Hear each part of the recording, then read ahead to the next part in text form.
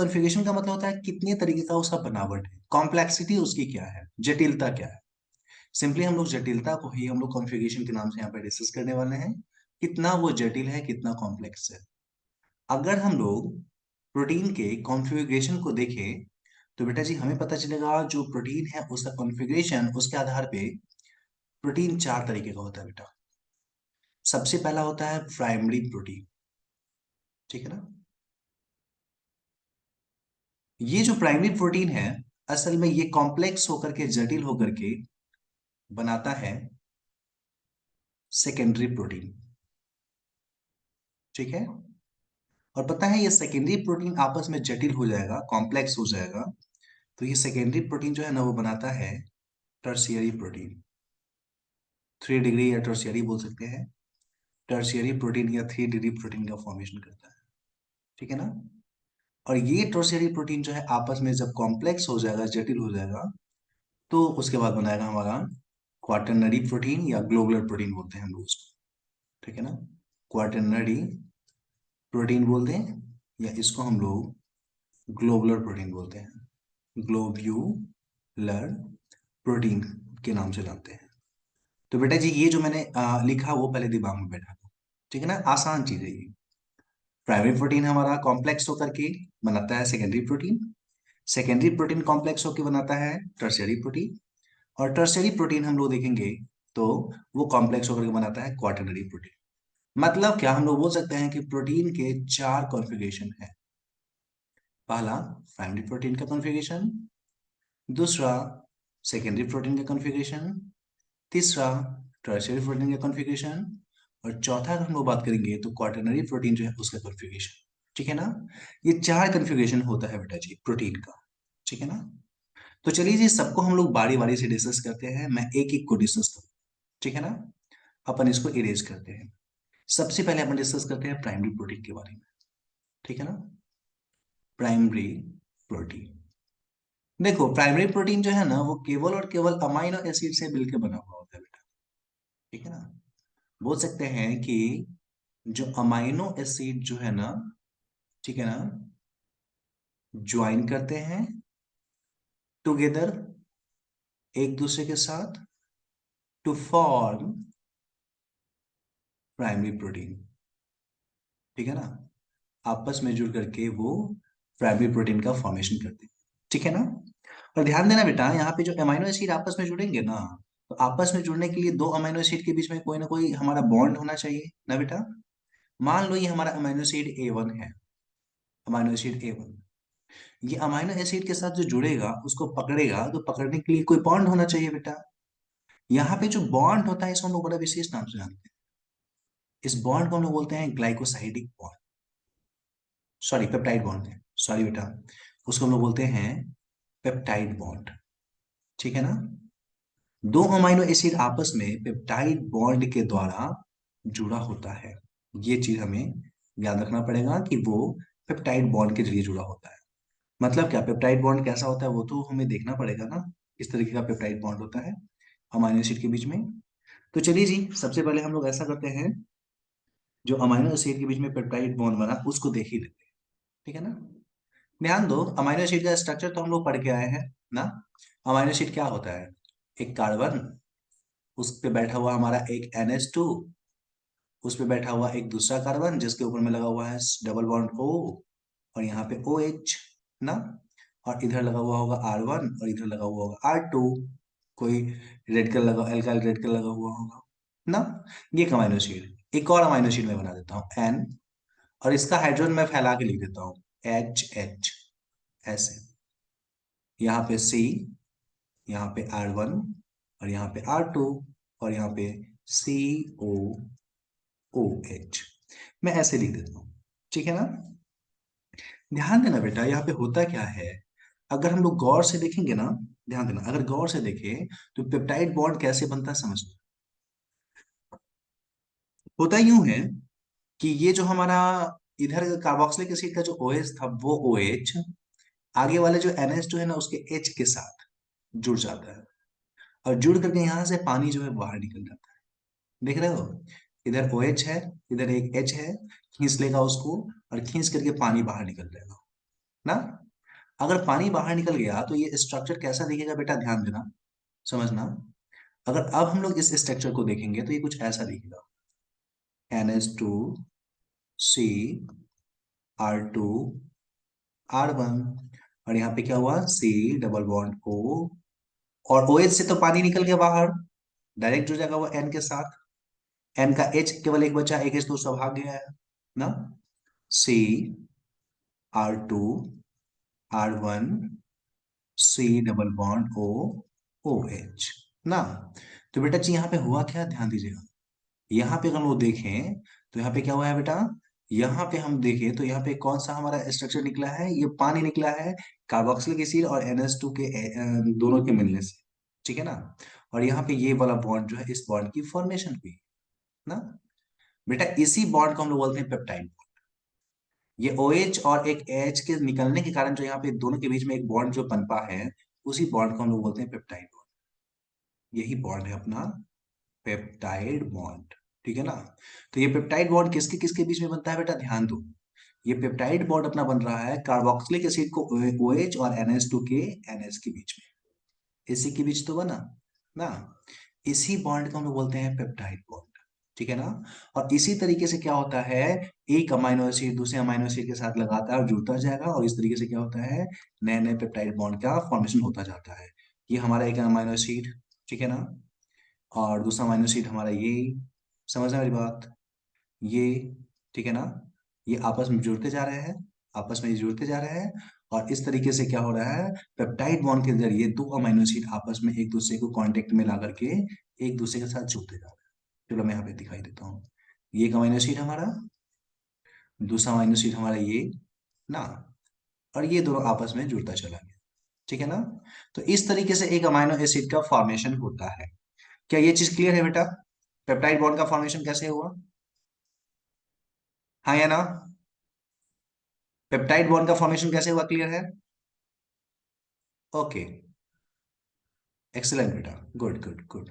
चलो ठीक है, आगे बढ़ते हैं। तो ये प्राइमरी प्रोटीन की ही बात कर रहे हैं हम लोग, प्राइमरी प्रोटीन में ही कैसे हो रहा है वो हम लोग डिस्कस कर रहे हैं। चलिए जी आगे देखते हैं। मैं यहीं पे मिटाता हूँ और फिर आगे इसको लिखता हूँ, ठीक है ना। अब ध्यान देना मेरी बात, समझना। मैं ये स्ट्रक्चर को मिटाता हूँ, एक मिनट, मुझे इरेज करने दो इसको, ये वाला संरचना इरेज करने दो। अगर इस तरीके से बेटा हम लोग देखें तो पेप्टाइड बॉन्ड लगातार जुड़ता जाएगा ना, पेप्टाइड बॉन्ड जो है वो लगातार जुड़ता जाएगा, समझना। पेप्टाइड बॉन्ड लगातार जुड़ता जाएगा, और इस कारण से क्या होने वाला है, ध्यान देना।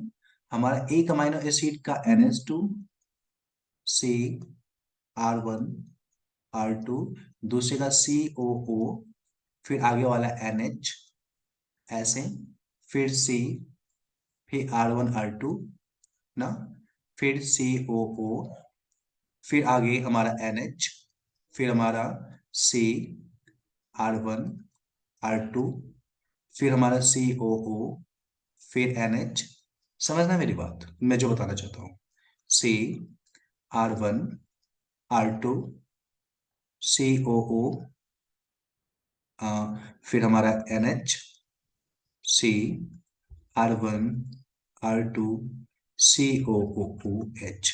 चलो अगर तुम इसको समझ गए तो बताना, ये जो मैंने बनाया एक प्रोटीन है, मान लो हाइपोथेटिकली प्रोटीन है, इसमें कितने अमाइनो एसिड लगे हुए हैं, बताना तुम मुझे गिन के थोड़ा, अगर समझ में आ गया तो।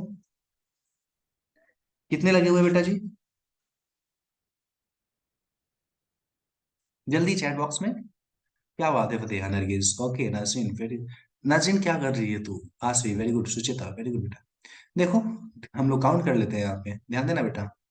हम लोगों को पता है कि हमारा एक अमीनो एसिड में एक NH2 होगा और एक हमारा CO है, एक यहाँ पे हुआ, दूसरा ये वाला एक यहाँ हुआ, तीसरा अगर हम लोग देखें तो ये यहाँ हुआ, चौथा अमीनो एसिड हमारा ये वाला, समझना, और पांचवा हमारा है वो ये वाली हो जाएगी ना। तो बेटा जी टोटल हम लोग बात करेंगे तो यहाँ पे पांच अमीनो एसिड दिख रहे हैं ना, और इस पांचों अमीनो एसिड को जोड़ने के लिए हमारे जो बॉन्ड है वो कितने हैं, पेप्टाइड बॉन्ड कितने हैं बेटा, जल्दी चैट बॉक्स में बता दूं, कितने पेप्टाइड बॉन्ड है, जल्दी। एक्सलेंट बेटा, 4 पेप्टाइड बॉन्ड है। कौन कौन सा? तो देखो, पहला पेप्टाइड बॉन्ड यहाँ पे ये है, पेप्टाइड बॉन्ड।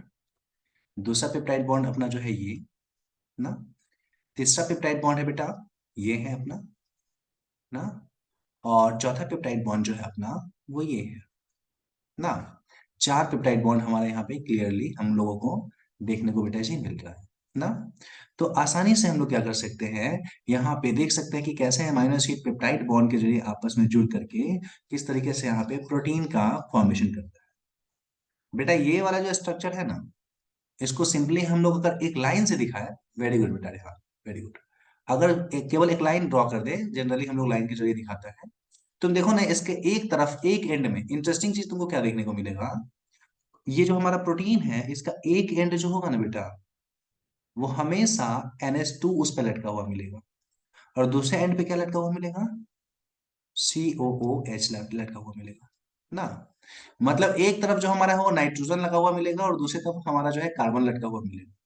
यही कारण है कि अगर हम लोग कोई एक लाइन ड्रॉ करें और बताना चाहे कि ये लाइन हमारा, यही हमारा प्रोटीन है, लंबा सा प्रोटीन का धागा है, तो उसके एक तरफ हम लोग N डिनोट करते हैं और दूसरी तरफ हम लोग C डिनोट करते हैं।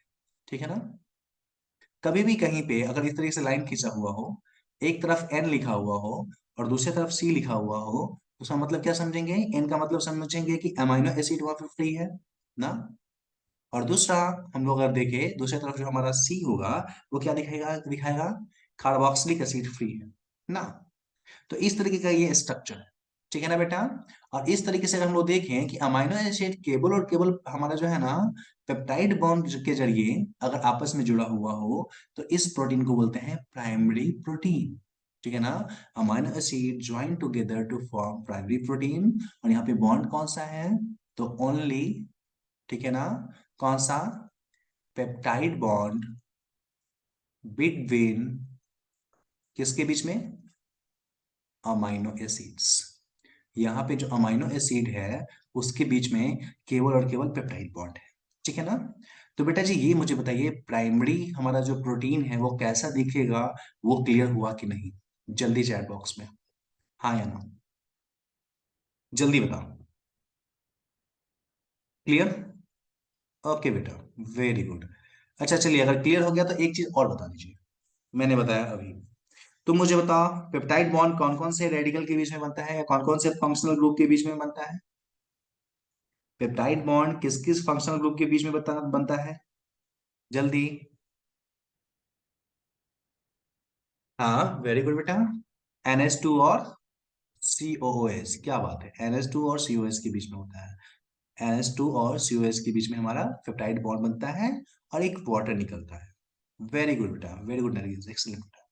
तो चलिए जी, प्राइमरी स्ट्रक्चर में केवल यही चीज हमारा था। अब हम लोग आ जाते हैं सेकेंडरी कॉन्फ़िगरेशन में या सेकेंडरी प्रोटीन, 2 डिग्री प्रोटीन, या हम लोग उसको सेकेंडरी प्रोटीन भी बोलते हैं। सेकेंडरी प्रोटीन कैसा होता है, ध्यान दो। प्राइमरी प्रोटीन तो हम लोग को डिस्कस, हम लोग कर चुके हैं। ठीक है ना। देखो, ये जो हमारा प्राइमरी प्रोटीन था ना, कुछ ऐसा था, इधर N था और इधर C था। असल में ये जनरली ऐसे एग्जिस्ट नहीं करता। ठीक है ना। अगर हम लोग देखेंगे सेकेंडरी प्रोटीन को, तो सेकेंडरी प्रोटीन जो है ना, वो स्पाइरल या स्प्रिंग के जैसा जो होता है ना, या तो स्प्रिंग के जैसा क्वाइल्ड होगा, या जैसे तैसे लगा हुआ होगा। ठीक है ना।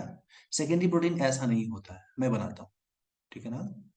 तुम देखोगे क्या कि सेकेंडरी प्रोटीन जो है ना, या तो कुछ इस तरीके से, जो हमारा प्रोटीन का धागा था इस तरीके से स्प्रिंग के जैसे स्पाइरली क्वाइल हो जाएगा। दो तरीके का होगा। पहला है कि इस तरीके से स्पाइरली क्वाइल्ड हो। ठीक है ना। अगर ऐसा होगा तो उसको हम लोग विशेष नाम से जानते हैं, इसको बोलते हैं alpha helix protein. Alpha helix protein के नाम से डिस्कस करते हैं इसको। ठीक है ना। और इसकी खासियत क्या होती है बेटा, इसकी खासियत ये होती है कि इसका जो हेलिक्स है ना, राइट हैंडेड होगा, दायां हाथ की तरफ से ये घूम रहा होगा।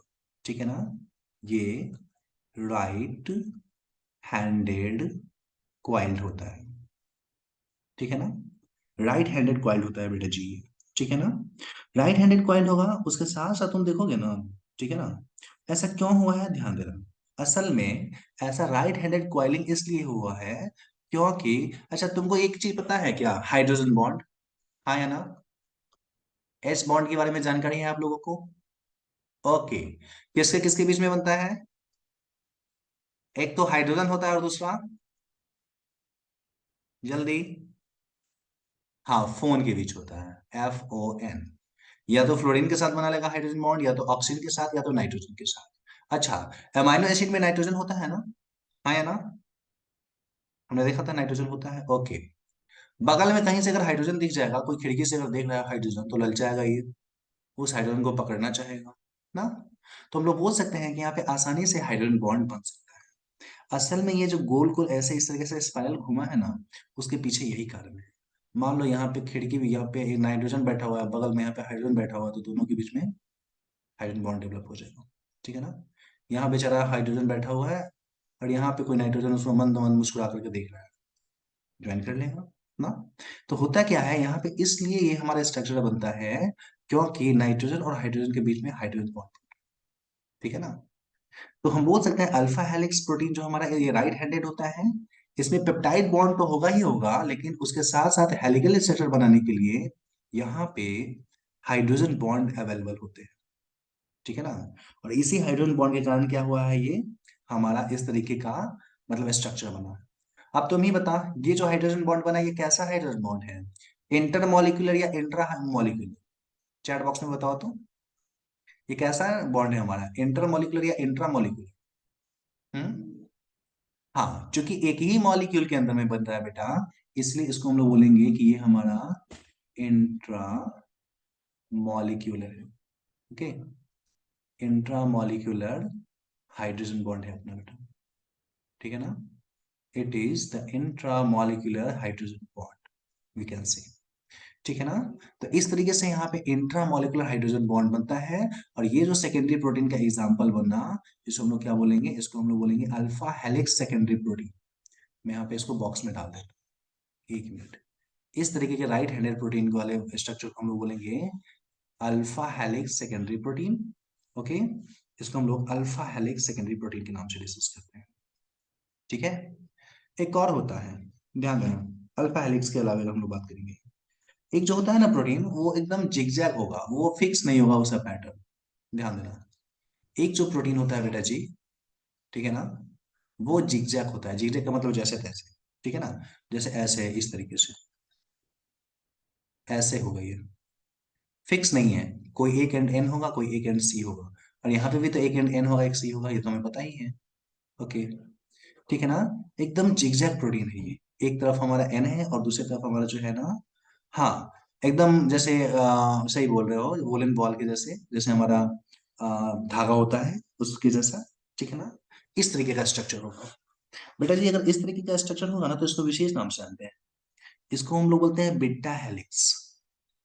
बिट्टा हेलिक्स के नाम से जानते हैं। यहाँ बेटा इसका दूसरा नाम है प्लेटेड शीट स्ट्रक्चर, क्योंकि प्लेट के जैसा ये फैल जाएगा। ठीक है ना? ओके, तो चूंकि प्लेट के जैसा नाम दिखेगा बेटा, इसलिए इसको हम लोग बोलते हैं प्लेटेड हेलिक्स स्ट्रक्चर। ठीक है ना? प्लेटेड हेलिक्स स्ट्रक्चर बोलेंगे, प्लेट के जैसा ये बन जाएगा, इसलिए बेटा इसका नाम देंगे हम लोग प्लेटेड हेलिक्स स्ट्रक्चर। मैं यहाँ पे ऐसे ही बना देता हूँ, एक मिनट रुको। ऐसे स्ट्रक्चर को हम लोग बोलेंगे प्लेटेड हेलिक्स स्ट्रक्चर। ठीक है ना? और यहाँ पे क्या हुआ है, यहाँ पे बोल सकते हैं कि जितने भी हमारे मतलब कि ये धागा है, ये जिगजैग एकदम बन गया है। ठीक है, बोल सकते हैं हम लोग, यहाँ पे हमारा मॉलिक्यूल जो है ना, जिगजैग हो गया है। ठीक है ना? जिग जैग मॉलिक्यूल हो गया है हमारा एकदम जैसे तैसे, जिगजैग स्ट्रक्चर हमारा हो गया है। ठीक है ना? उसके साथ साथ हम लोग देखेंगे तो तुमको लगता होगा कि ये एक प्रोटीन है, लेकिन मैं बता दूं असल में ये एक प्रोटीन नहीं है, एक से ज्यादा प्रोटीन आपस में जुड़े हुए हैं। आप देखेंगे तो यहाँ पे एक से ज्यादा प्रोटीन है, मैं यहाँ पे कट करके दिखा देता हूँ। ठीक है ना? एक से ज्यादा प्रोटीन यहाँ पे है। कैसे तुमको पता चलेगा? तो ये एन है, यहाँ पे सी दिखा, फिर एन है, फिर तुमको सी दिखेगा, फिर एन है, सी दिखा। तो बहुत सारे प्रोटीन हो गए हैं। और खास बात यहाँ पे क्या है कि ये जो बहुत सारे प्रोटीन हैं, इन प्रोटीन के बीच में जो हाइड्रोजन और नाइट्रोजन एक दूसरे को देख के मुस्कुरा रहा है। मानो यहाँ पे नाइट्रोजन मुस्कुरा रहा है, बगल वाला हाइड्रोजन, यहाँ पे हमारा हाइड्रोजन, इधर वाले का नाइट्रोजन ना, इधर वाले का नाइट्रोजन, तो इधर वाले का हाइड्रोजन। इन दोनों के बीच में जो मुस्कुराहट चल रहा है और जो बॉन्ड बन रहा है, ध्यान देना, इनके बीच में जो मुस्कुराहट है और उसके चलते जो हमारा हाइड्रोजन बॉन्ड बन रहा है, इसके कारण से ये जो प्लेट है उसका डेवलपमेंट हुआ है। समझ रहे हो? तो तुम बताओ, यहाँ पे जो मुस्कुराहट वाला जो बॉन्ड बना है नाइट्रोजन और हाइड्रोजन के बीच में, आप ही बताइए, ये बॉन्ड कौन सा है, इंटरमॉलिक्यूलर या इंट्रामॉलिक्यूलर? बताइए तो थोड़ा। हाँ, क्योंकि दो अलग अलग हमारा प्राइमरी प्रोटीन के बीच में बन रहा है, इसलिए बेटा जी बोल सकते हैं कि ये जो है ना, इंटर मॉलिक्यूलर हाइड्रोजन बॉन्ड के कारण बन रहा है। हाइड्रोजन बॉन्ड के कारण बन रहा है, ठीक है ना बेटा? तो इस तरीके से देखेंगे तो पता चलता है यहाँ पे भी हाइड्रोजन बॉन्ड बन रहा है जिगरे के स्ट्रक्चर वाले बीटा सीटेट में, लेकिन यहाँ पे जो हाइड्रोजन बॉन्ड है, हम लोग को याद रखना है कि इंटरमॉलिक्यूलर हाइड्रोजन बॉन्ड यहाँ पे हम लोग को देखने को मिल रहा है, ठीक है ना? तो हम लोग क्लियरली यहाँ पे देख रहे हैं कि हमारा जो सेकेंडरी प्रोटीन है वो, ध्यान देना, अपना जो ये सेकेंडरी प्रोटीन है ये हमारा दो तरीके का है। Secondary protein, let me right, ये सेकेंडरी प्रोटीन जो है वो दो तरीके का है। अगर उसमें इंट्रामोलिकुलर हाइड्रोजन बॉन्ड है और वो राइट हैंडेड कॉइल कर गया है तो उसको हम लोग बोलेंगे अल्फा हेलिक्स, ठीक है ना? और अगर उसमें क्या हो कि जिगजैग स्ट्रक्चर बना है और इंटरमोलिकुलर हाइड्रोजन बॉन्ड बन गया है, बहुत सारे हमारा प्रोटीन आपस में जुड़ के बने हैं, तो उसको हम लोग बोलते हैं बीटा हेलिक्स, इसको बोल सकते हैं, या इसको हम लोग प्लेटेड सीट स्ट्रक्चर बोल सकते हैं, ठीक है ना? तो बेटा ये क्लियर हुआ कि नहीं, हाँ या ना, मुझे बताओ जल्दी। ओके, वेरी गुड बेटा, वेरी गुड, एक्सेलेंट। एक खास बात बताएं, ये जो सेकेंडरी प्रोटीन दिखा रहा है ना, ये पानी में घुलता नहीं है, ठीक है ना? सेकेंडरी प्रोटीन कैसे बना? तो बोल सकते हैं formed by formation of H bond, और दूसरा पॉइंट क्या लिखेंगे हम लोग, इनसॉल्यूबल इन वाटर, पानी में ये घुलता नहीं है। ओके, जल्दी से मुझे बताना पेज नंबर कौन सा होगा, चैट बॉक्स में जल्दी, डिस्कनेक्ट होंगे हम लोग। Okay, page number 3, page number 3, एक मिनट, पेज नंबर 3। ओके, तो जस्ट हम लोग डिस्कनेक्ट हो रहे हैं, डिस्कनेक्ट होकर के फिर कनेक्ट करेंगे, तो फिर इसे आगे हम लोग डिस्कस करेंगे। ओके बेटा, थैंक यू। तो ये था हमारा सेकेंडरी कॉन्फ़िगरेशन। सेकेंडरी कॉन्फ़िगरेशन में कौन सा बॉन्ड बढ़ा है एक्स्ट्रा, जल्दी मुझे बताना चैट बॉक्स में। सेकेंडरी कॉन्फ़िगरेशन में कौन सा बॉन्ड एक्स्ट्रा बढ़ा है, जल्दी। सेकेंडरी कॉन्फ़िगरेशन में कौन सा, okay, hydrogen bond, intermolecular. Okay, तब बीटा प्लेटेड होगा या बीटा हेलिक्स होगा या प्लेटेड सी स्ट्रक्चर बोल सकते हैं। ओके बेटा, अब हम लोग इससे आगे बढ़ते हैं बेटा जी, ध्यान देना। अब अपन डिस्कस करने वाले हैं टर्शियरी के बारे में, टर्शियरी प्रोटीन या 3 डिग्री प्रोटीन बोल सकते हैं। अपन अब डिस्कस करेंगे हम लोग टर्शियरी प्रोटीन या 3 डिग्री प्रोटीन के बारे में डिस्कस करेंगे, ठीक है ना? ध्यान दो, अपना जो सेकेंडरी प्रोटीन है ना, वही कॉम्प्लेक्स होकर के, तो जटिल होकर के टर्शियरी स्ट्रक्चर का फॉर्मेशन करता है, ठीक है ना? असल में क्या होता है कि अगर देखेंगे तो हमारा जो सेकेंडरी प्रोटीन जो है ना, ठीक है ना, वो सेकेंडरी प्रोटीन थोड़ा सा मतलब कि फोल्ड हो जाएगा, ठीक है ना? और फोल्ड होकर ग्लोबुलर अपीयरेंस देता है, जिस कारण से टर्शियरी स्ट्रक्चर बनता है। एक मिनट जो हम लोग लिख सकते हैं कि सेकेंडरी प्रोटीन जो है ना अपना, जो बना है, वो उसमें क्या होने वाला है, फोल्ड हो जाएगा, ठीक है ना? टू फॉर्म कैसा स्ट्रक्चर, तो ग्लोबुलर स्ट्रक्चर, ग्लोबुलर स्ट्रक्चर का निर्माण करता है, ठीक है ना? और ये जो ग्लोबुलर स्ट्रक्चर है, इसी को हम लोग बोलते हैं टर्शियरी प्रोटीन, ठीक है ना? कॉल्ड, इसको हम लोग बोल सकते हैं टर्शियरी प्रोटीन, इसी को हम लोग टर्शियरी प्रोटीन के नाम से डिस्कस करते हैं बेटा, ठीक है ना? तो टर्शियरी प्रोटीन कुछ और नहीं, हमारा क्या होता है यहाँ पे, अगर हम लोग देखेंगे तो सेकेंडरी प्रोटीन जो है वो फोल्ड होकर के टर्शियरी प्रोटीन का फॉर्मेशन करता है। एक खास बात मैं बता दूं, थोड़ा सा एक दो पॉइंट हम लोग लिख लेते हैं। टर्शियरी प्रोटीन बेटा अपना जो होता है ना, वो सॉल्यूबल इन वाटर होता है। सेकेंडरी इनसॉल्युबल था, सेकेंडरी पानी में घुल नहीं रहा था, लेकिन इसकी खासियत क्या होता है टर्शियरी प्रोटीन की, कि ये पानी में घुलनशील होता है, ठीक है ना? सॉल्यूबल इन वाटर होता है, ठीक है ना? तो इतना चीज हम लोग को याद रखना है। अब बात यहाँ पे आती है कि ऐसा क्या हुआ है कि टर्शियरी प्रोटीन सॉल्युबल हो गया है, या क्या डिफरेंसेस हैं बाद बाकी से।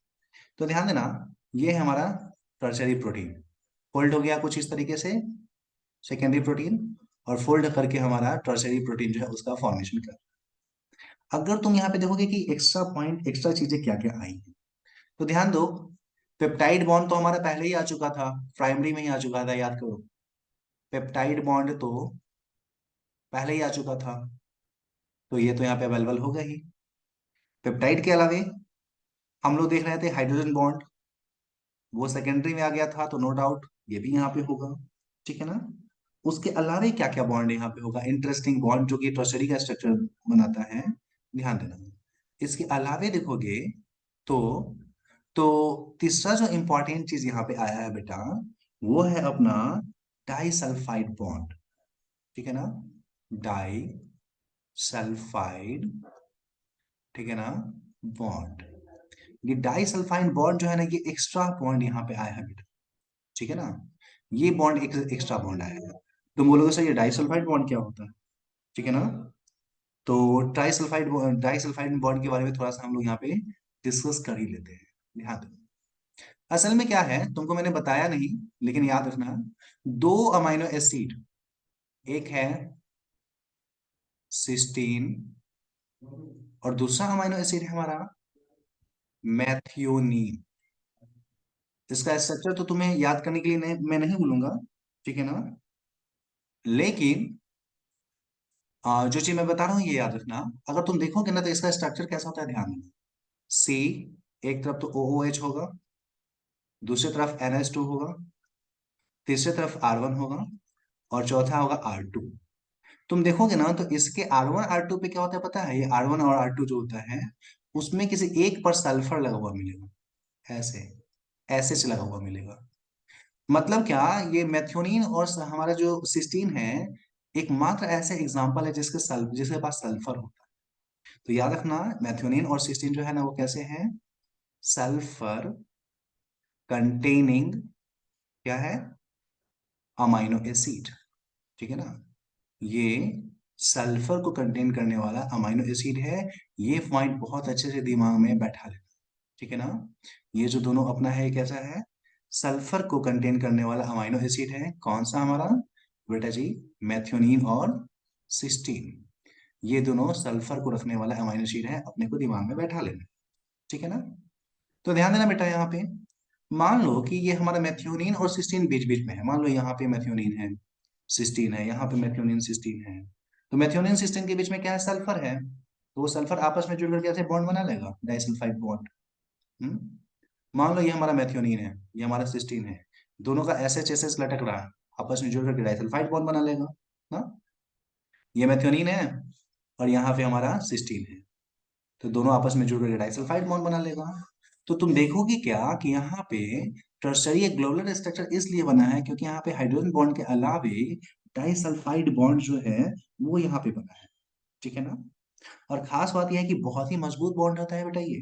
ठीक है ना, बहुत ही मजबूत बॉन्ड ये हमारा होता है। ठीक है ना, उसके अलावा तुम देखोगे तो कुछ और भी पॉइंट मैं लिख दूं। ठीक है ना, उसके अलावा तुम देखोगे तो इसमें हाइड्रोफोबिक बॉन्ड भी होता है। ठीक है ना, हाइड्रोफोबिक बॉन्ड। ठीक है ना, हाइड्रोफोबिक बॉन्ड इसमें तुमको देखने को मिलेगा। ठीक है ना, हाइड्रोफोबिक बॉन्ड के अलावा तुम देखोगे तो इसमें आयनिक बॉन्ड जो है वो दिखेगा तुमको। ठीक है ना, तो ये दो एक्स्ट्रा बॉन्ड का नाम मैं यहाँ पे लिख रहा हूँ, इसको तुम ध्यान में रखना। ठीक है ना, तो ये सारे स्ट्रक्चर्स जो है आपको देखने को मिलेंगे, इतने जो है बॉन्ड या स्ट्रक्चर आपको एक्स्ट्रा मिलने वाले हैं। तो बेटा जी ये क्लियर हुआ कि नहीं, हाँ या ना, जल्दी मुझे बताओ, चैट बॉक्स में मुझे जल्दी बताओ।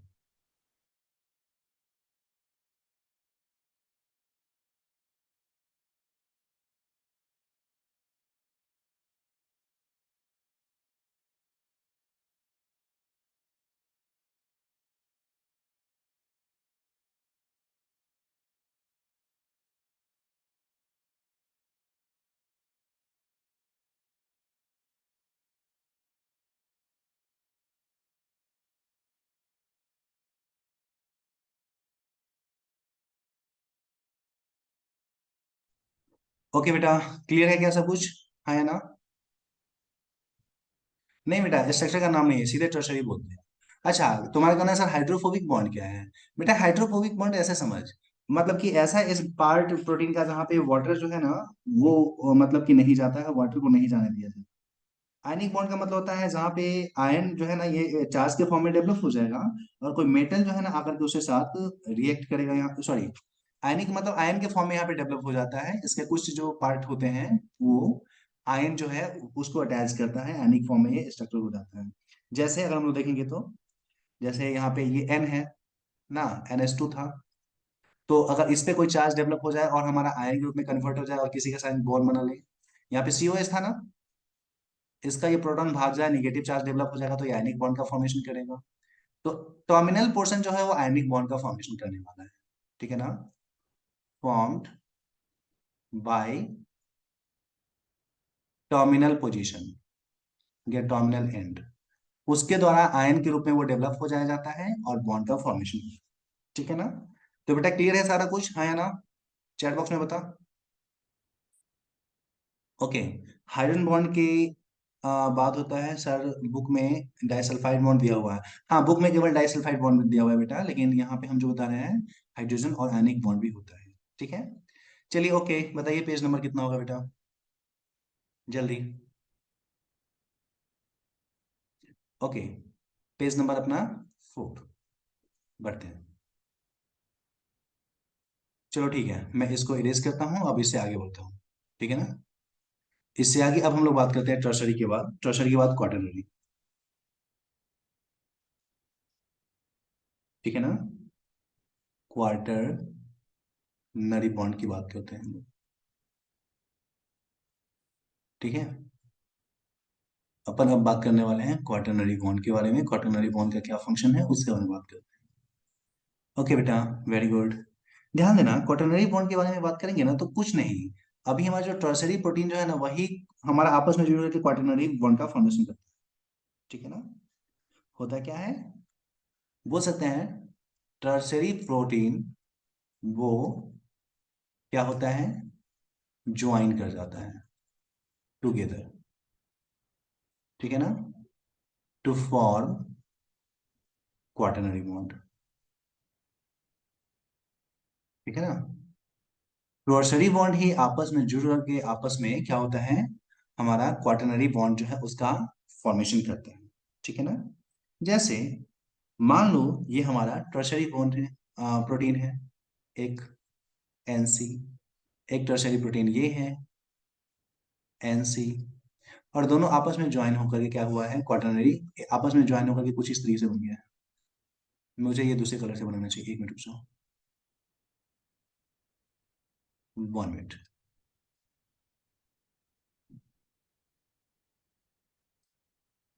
हाँ, ये मान लो हमारा एक दूसरा प्रोटीन है NC, तो ये आपस में जुड़ करके कुछ इस तरीके से एक नया सा प्रोटीन बना देगा, इसी को हम लोग बोलेंगे क्वार्टरनरी प्रोटीन, ठीक है ना?